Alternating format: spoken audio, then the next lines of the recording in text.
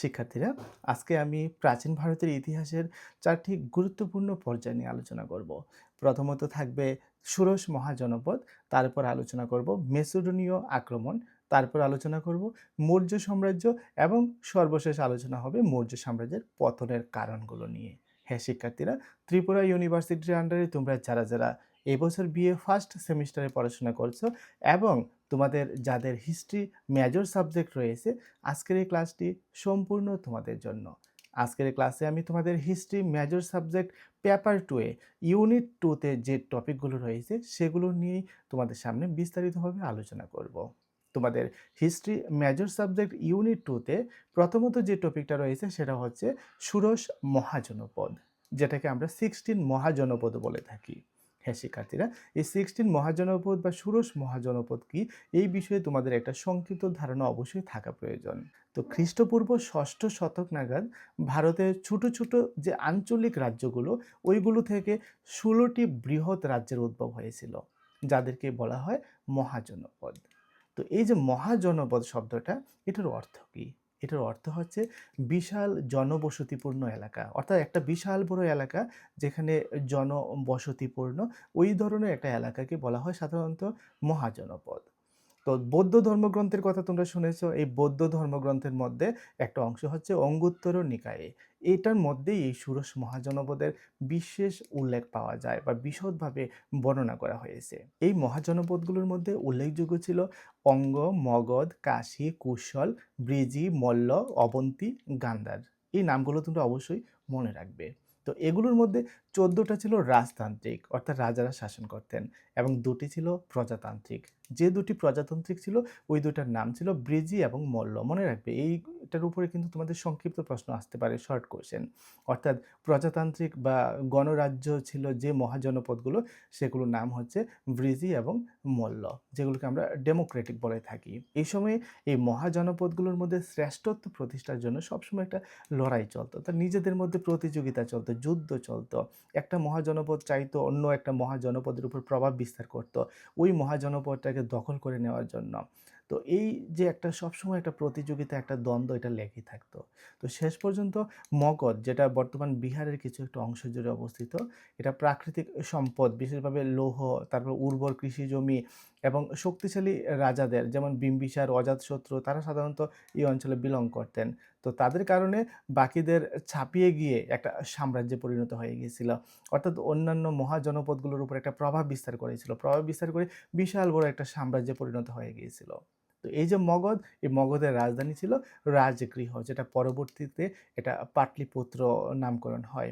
তো এটা ছিল খুবই সুরক্ষিত একটা সাম্রাজ্য, এবং কৌশলগতভাবে এটা খুবই গুরুত্বপূর্ণ ছিল ইতিহাসে। এবার আমরা সংক্ষিপ্ত ধারণা দিচ্ছি তোমাদের মেসিডোনীয় আক্রমণের উপরে। তো এটার কারণ কি, কারা এই আক্রমণটা করেছিলেন এবং এটার প্রভাবটা কি পড়েছিল। সময়কালটা খ্রিস্টপূর্ব 326 অব্দ। গ্রিক বীর আলেকজান্ডারের নাম তোমরা প্রত্যেকে শুনেছ।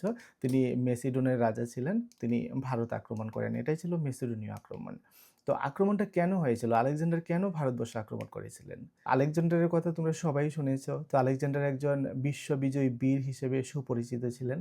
তিনি পারস্য জয় করেছিলেন। তো পারস্য জয় করার পর তিনি তার সাম্রাজ্যকে আরও পূর্ব দিকে ভারত পর্যন্ত বিস্তৃত করতে চেয়েছিলেন। তো সেই সময় গ্রিকদের মধ্যে ভারতের অতুল ধন সম্পদের কথা খুব বিশ্বব্যাপী ছড়িয়ে গিয়েছিল, যে ভারতবর্ষ ধন সম্পদে পরিপূর্ণ, যার কারণে ভারতবর্ষের উপর একটা লোভ চলে এসেছিল। তো সবচেয়ে গুরুত্বপূর্ণ কারণটা ছিল ভারতের যে উত্তর পশ্চিম অংশ, এখানে ছোট ছোট পরস্পর বিরোধী রাজ্য ছিল, যেগুলো নিজেদের মধ্যে বিভক্ত ছিল। তো তাদের মধ্যে কোনো ঐক্য ছিল না, ফলে বহি আক্রমণ ঠেকানোর কোনো ক্ষমতাও তাদের মধ্যে ছিল না। এই সুযোগটাকে কাজে লাগানো হয়েছিল। বিশেষভাবে তক্ষশিলা রাজা অম্বির মতো কিছু শাসক, তারা আলেকজান্ডারকে স্বাগতও জানিয়েছিলেন, বলেছিলেন আসুন আমাদের ভারতবর্ষে। তো আক্রমণের প্রভাব পড়েছিল, যেমন কীরকম প্রভাব পড়েছিল, যেমন এই আক্রমণের প্রত্যক্ষ এবং পরোক্ষ দুইটা প্রভাবই আমরা বলতে পারি। যেমন রাজনৈতিকভাবে উত্তর পশ্চিম ভারতের ক্ষুদ্র ক্ষুদ্র যে রাজ্যগুলো, এগুলো দুর্বল এবং বিধ্বস্ত হওয়ার কারণে এই অঞ্চলগুলোর মধ্যে একটা রাজনৈতিক শূন্যতা সৃষ্টি হয়েছিল। এর ফলে পরবর্তী সময়ে চন্দ্রগুপ্ত মৌর্যকে একটা বিশাল সাম্রাজ্য গঠনের কিন্তু সুবিধা করে দেওয়া হয় এই মেসিডোনীয় আক্রমণের ফলে।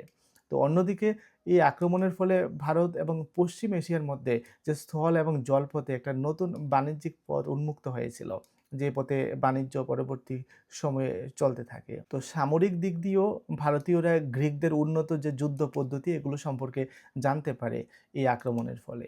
তো সাংস্কৃতিক ক্ষেত্রেও এটার একটা প্রভাব দেখা যায়। যেমন গ্রিক এবং ভারতীয় সংস্কৃতির একটা মেলবন্ধন ঘটেছিল এই মেসিডোনীয় আক্রমণের ফলে।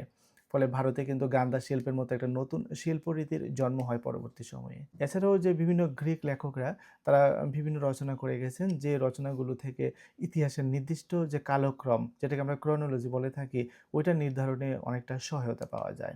এবার আমরা আলোচনা করব মৌর্য সাম্রাজ্য, অশোকের কৃতিত্ব এবং মৌর্য সাম্রাজ্যের পতনের যে বিষয়গুলো ওইগুলো নিয়ে। তো মগধের নন্দ বংশের শেষ রাজা ছিলেন কে? ধননন্দ, আমরা সবাই জানি। এই ধননন্দকে পরাজিত করে চন্দ্রগুপ্ত মৌর্য খ্রিস্টপূর্ব ৩২৪ অব্দে মৌর্য সাম্রাজ্য প্রতিষ্ঠা করেছিলেন। সালটা মনে রাখবে, ৩২৪ অব্দে, খ্রিস্টপূর্ব ৩২৪ অব্দেই এই মৌর্য সাম্রাজ্যের প্রতিষ্ঠা হয়েছিল। কে প্রতিষ্ঠা করেছিলেন? প্রতিষ্ঠা করেছিলেন চন্দ্রগুপ্ত মৌর্য। এটা সবাই মনে রাখবে। তো চাণক্য বা কৌটিল্যের নাম শুনেছো? এই চাণক্য বা কৌটিল্যের সহযোগিতা নিয়েছিলেন। তার সহযোগিতায় তিনি এই নন্দ বংশের পতন ঘটিয়েছিলেন, ঘটিয়ে মৌর্য সাম্রাজ্যের ভিত্তি স্থাপন করেছিলেন। তো তিনি ছিলেন ভারতের প্রথম একজন শাসক যিনি একটা বিশাল এবং ঐক্যবদ্ধ সাম্রাজ্য প্রতিষ্ঠা করেছিলেন, যেটা পশ্চিমে আফগানিস্তান থেকে পূর্বে বাংলা পর্যন্ত বিস্তৃত ছিল। তো খ্রিস্টপূর্ব ৩০৫ অব্দে আলেকজান্ডারের সেনাপতি সেলুকাসের নাম তোমরা সবাই শুনেছ। এই সেলুকাস নিকেটরকে পরাজিত করে তিনি সিন্ধু নদের পশ্চিম তীর পর্যন্ত এলাকা দখল করে নিয়েছিলেন এবং আফগানিস্তানের কিছু কিছু অংশ তিনি লাভ করেছিলেন। তো তিনি চাণক্যের যে অর্থশাস্ত্র, তোমরা তো জানো কৌটিল্যের লেখা বিখ্যাত যে গ্রন্থটা সেটার নাম কি? অর্থশাস্ত্র। তো এটার নীতি অনুসরণ তিনি করেছিলেন। অনুসরণ করে একটা শক্তিশালী এবং একটা কেন্দ্রীভূত শাসন ব্যবস্থা তিনি গড়ে তুলেছিলেন। তো এই চন্দ্রগুপ্ত মৌর্যের যে পুত্র, তার নাম ছিল কি? অশোক, সম্রাট অশোক। তো এই অশোক ছিলেন মৌর্য সাম্রাজ্যের সর্বশ্রেষ্ঠ শাসক। তো সিংহাসনে আরোহণের ৮ বছর পর তিনি খ্রিস্টপূর্ব ৩৬১ অব্দে কলিঙ্গ রাজ্য, বর্তমান যেটা উড়িষ্যা, এটা জয় করেছিলেন। কিন্তু এই যুদ্ধে তো ব্যাপক রক্তক্ষয় হয়েছিল, তোমরা সবাই জানো।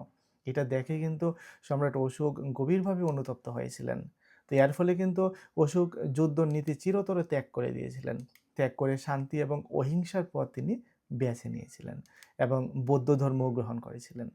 তিনি তার একটা ধম্ম, অর্থাৎ যেটাকে আমরা অশোকের ধম্ম বলে থাকি। ধম্ম মানে কি? ধম্ম মানে হচ্ছে ধর্ম। তো যেটা অশোকের একটা নিজস্বতা ছিল যার মধ্যে, এবং তার এই ধম্ম নীতি তিনি প্রচার করতে থাকেন। তো এই ধর্ম কোনো নির্দিষ্ট ধর্ম ছিল না, বরং এটা ছিল একটা নৈতিক এবং মানবিক মূল্যবোধের একটা সমষ্টি, যার প্রধান নীতিগুলোর মধ্যে প্রথমত ছিল পিতামাতার প্রতি বাধ্যতা, অর্থাৎ পিতামাতাকে মান্য করা, গুরুজনদের শ্রদ্ধা করা, তারপর প্রাণী হত্যা বন্ধ করা এবং দয়া এবং সততা, এগুলো ছিল তার নীতির মধ্যে। তিনি তার পুত্র মহেন্দ্র এবং কন্যা সঙ্ঘমিত্রাকে শ্রীলঙ্কা সহ বিভিন্ন স্থানে ধর্ম প্রচারের জন্য পাঠিয়েছিলেন। এটার উপর শর্ট কোশ্চেন আসতে পারে যে কোথায় পাঠিয়েছিলেন তার কন্যা এবং তার পুত্রকে। তো এছাড়া তিনি জনকল্যাণমূলক বিভিন্ন কাজের অংশ হিসেবে রাস্তাঘাট নির্মাণ করা, তারপর সরাইখানা তৈরি করা এবং পাশাপাশি মানুষ এবং পশুর জন্য চিকিৎসার ব্যবস্থা গ্রহণ করা, এই গুরুত্বপূর্ণ পদক্ষেপগুলো তিনি সবসময় নিয়েছিলেন। তো তিনি কিছু শিলাস্তম্ভ নির্মাণ করে গেছেন এবং পর্বত গাত্রের মধ্যে তিনি শিলালিপি উৎকীর্ণ করে গেছেন, যেগুলো সাম্রাজ্যের বিভিন্ন স্থানে তার ধর্মীয় নীতি এবং আদেশগুলোকে প্রচার করে থাকে। তো এই মৌর্য সাম্রাজ্যেরও পতন ঘটেছিল। এর পতনের যে কারণ সম্রাট অশোকের মৃত্যু। সম্রাট অশোক যখন মৃত্যুবরণ করে, সালটা ছিল কত? ২৩২ অব্দ, খ্রিস্টপূর্ব ২৩২ অব্দ। তো তার মৃত্যুর প্রায় ৫০ বছরের মধ্যেই এই বিশাল মৌর্য সাম্রাজ্যের পতন ঘটে। সম্রাট অশোক যেভাবে সাম্রাজ্যটাকে গুছিয়ে নিয়েছিলেন, অর্থাৎ সাম্রাজ্যের মধ্যে তার যে একটা জনপ্রিয়তা বৃদ্ধি পেয়েছিল, পরবর্তী সময়ে দেখা গেছে ধীরে ধীরে সেটা কমতে থাকে। তার মৃত্যুর ৫০ বছরের মধ্যেই মৌর্য সাম্রাজ্য চিরতরে বিলুপ্ত হয়ে যায়। তো এটার পেছনে একাধিক কারণ ছিল। যেমন অশোকের দুর্বল উত্তরাধিকারী, যারা অশোকের পরবর্তী সময়ে সিংহাসন লাভ করেছিলেন। তো পরবর্তী যে শাসকরা তারা দুর্বল এবং অযোগ্য ছিলেন। আর তার সাম্রাজ্য পরিচালনা করার মতো যোগ্যতা, ন্যূনতম যোগ্যতা পর্যন্ত তাদের ছিল না। তো তারা বিশাল একটা সাম্রাজ্যের বিভিন্ন অঞ্চলে নিজেদের কর্তৃত্ব বজায় রাখতে পারেননি, যার কারণে সাম্রাজ্য হাতছাড়া হয়ে যায়। পাশাপাশি কেন্দ্রীভূত শাসন ব্যবস্থার দুর্বলতাও ছিল। যেটা মৌর্য শাসন ব্যবস্থা মূলত সম্রাটের উপর নির্ভরশীল ছিল। কারণ সম্পূর্ণভাবে সম্রাটের যে একটা ব্যক্তিত্ব, শাসকের যে ব্যক্তিত্ব, সেই ব্যক্তিত্বের উপরে মৌর্য সাম্রাজ্য পরিচালিত হতো। কিন্তু শাসকরা বেশিরভাগই ব্যক্তিত্বহীন ছিলেন। অশোকের মতো শক্তিশালী সম্রাট পরবর্তী সময়ে আর জন্ম হয়নি। যার কারণে দেখা গেছে যে দূরবর্তী যে প্রদেশগুলো, এই প্রদেশগুলো সম্পূর্ণভাবে রাজকীয়ভাবে নিয়ন্ত্রণ হারিয়ে ফেলে। নিয়ন্ত্রণ হারিয়ে ধীরে, ধীরে এগুলো দুর্বল হতে শুরু করে। পাশাপাশি প্রাদেশিক শাসনকর্তাদের কিছু অত্যাচার এটাও একটা গুরুত্বপূর্ণ কারণ। যেমন দূরবর্তী প্রদেশগুলোতে যে নিযুক্ত রাজকর্মচারীরা বা প্রাদেশিক যে শাসনকর্তারা তাদের অত্যাচার এবং দুর্নীতিতে প্রজারা প্রায় অসন্তুষ্ট ছিল। অনেকে বহিঃ আক্রমণটাকেও একটা গুরুত্বপূর্ণ কারণ হিসেবে অভিহিত করেন। কারণ উত্তর-পশ্চিম সীমান্তটা অনেকটা দুর্বল হয়ে গিয়েছিল। যে দুর্বলতার সুযোগ নিয়েছিল ইন্দো গ্রিকরা, তারা এই অঞ্চলে আক্রমণ শুরু করে। এবং পাশাপাশি সেনাপতিরা যারা ছিল তারাও বিশ্বাসঘাতকতা শুরু করে। যেমন শেষ মৌর্য সম্রাট বৃহদ্রথকে তারই সেনাপতি পুষ্যমিত্র সিংহ খ্রিস্টপূর্ব ১৮৭ অব্দে হত্যা করে এবং শুঙ্গ বংশের প্রতিষ্ঠা করে। তো এটা ছিল মৌর্য সাম্রাজ্যের পতনের একটা চূড়ান্ত কারণ। তো এই ছিল মোটামুটি আমাদের যে টপিকগুলো তোমাদের 2nd ইউনিটের মধ্যে দেওয়া হয়েছে এগুলো। আশা করি এই বিষয়গুলো সম্পর্কে মোটামুটি তোমরা একটা ধারণা নিতে পেরেছো। তো এই ইউনিট থেকে যে মোস্ট ইম্পোর্টেন্ট প্রশ্ন তোমাদের পড়তে হবে সেগুলো আমি আমাদের মোবাইল অ্যাপ্লিকেশনের মধ্যে অলরেডি দিয়ে দিয়েছি। তোমাদের মধ্যে যারা আমাদের অনলাইন প্ল্যাটফর্মে আসতে চাও, আমাদের সাথে অনলাইনে স্টাডি করতে চাও, Google Play Store থেকে স্কুল অফ মেরিট মোবাইল অ্যাপ্লিকেশনটা ইনস্টল করে নিয়ে রেজিস্ট্রেশন করে নেবে। এর ফলে আমাদের সাথে নিয়মিত অনলাইনে ক্লাস করতে পারবে। তোমার ইন্টারনাল পরীক্ষার যে প্রশ্নপত্র কলেজ থেকে দেওয়া হয়, ওইগুলো সলিউশন পেয়ে যাবে। যে অ্যাসাইনমেন্ট দেওয়া হয় কলেজ থেকে তারও উত্তর পেয়ে যাবে। অর্থাৎ তোমার সেমিস্টারের সম্পূর্ণ প্রস্তুতি আমাদের সাথে নিতে পারবে। যদি আমাদের সাথে অনলাইনে স্টাডি করতে চাও তাহলে আজই Google Play Store থেকে স্কুল অফ মেরিট মোবাইল অ্যাপ্লিকেশনটা ইনস্টল করে নাও এবং আমাদের সাথে অনলাইনে ক্লাস শুরু করে দাও। বিস্তারিত জানতে কল কিংবা হোয়াটসঅ্যাপ করো স্ক্রিনে দেওয়া মোবাইল নম্বরে।